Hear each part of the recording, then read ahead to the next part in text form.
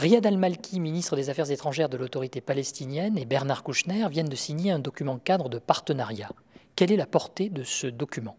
Le document cadre de partenariat, c'est un outil que nous avons, nous, France, avec les pays récipiendaires de notre aide, pour décrire les secteurs et les formes de cette aide. Alors, c'était exceptionnel que de signer un document cadre de partenariat avec un non-État. Jusqu'à présent, nous n'avons signé de CDCP qu'avec des États. C'est la première fois que nous le faisons, et nous le faisons avec un peu de retard, mais en même temps, nous avons déjà mis en œuvre une bonne partie de ce document. Il couvre une période de 3 ans, 2008-2010, donc nous sommes quasiment aux 2/3, et il est déjà mis en œuvre.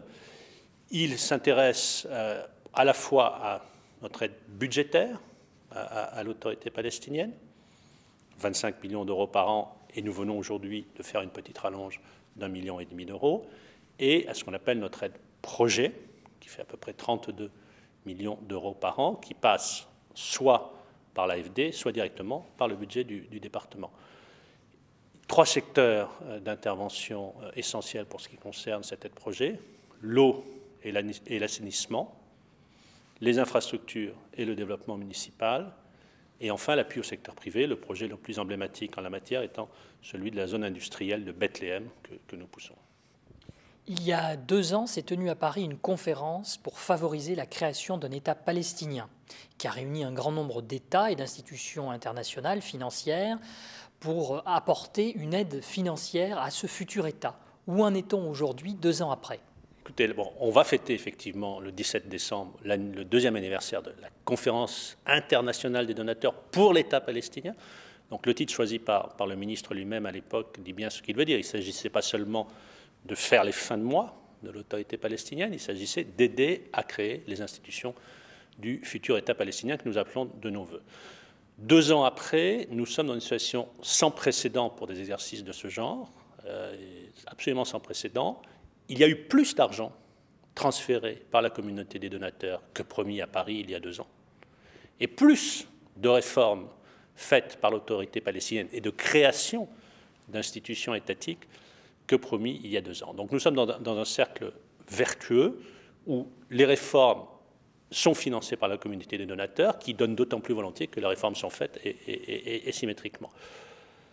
C'est vrai en matière budgétaire. L'année dernière, 1,8 milliard de dollars avaient été transférés à l'autorité palestinienne, dont, faut-il le rappeler, la moitié environ sert à payer des fonctionnaires de l'autorité palestinienne à Gaza, des instituteurs, des infirmières, des médecins à Gaza qui sont payés par l'autorité palestinienne et donc indirectement par la communauté internationale. 1,3 milliard à la minute où nous parlons pour 2009, ce qui est supérieur aux besoins qu'avait l'autorité palestinienne en début d'année. Malheureusement, ces besoins se sont accrus à cause de l'opération militaire israélienne à Gaza. L'aide humanitaire et alimentaire se tient autour de 1 milliard de dollars chaque année. C'est assez structurel. Et enfin, il y a de l'aide au projet. Là, les décaissements sont par nature plus lents.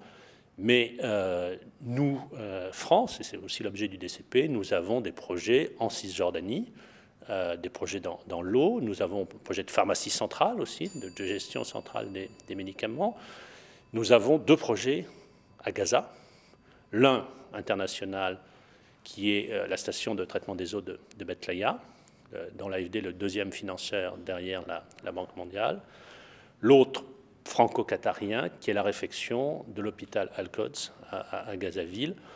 Dans ces 2 cas, nous avons obtenu les autorisations israéliennes pour faire entrer les produits, matériaux, équipements nécessaires à l'achèvement de ces projets.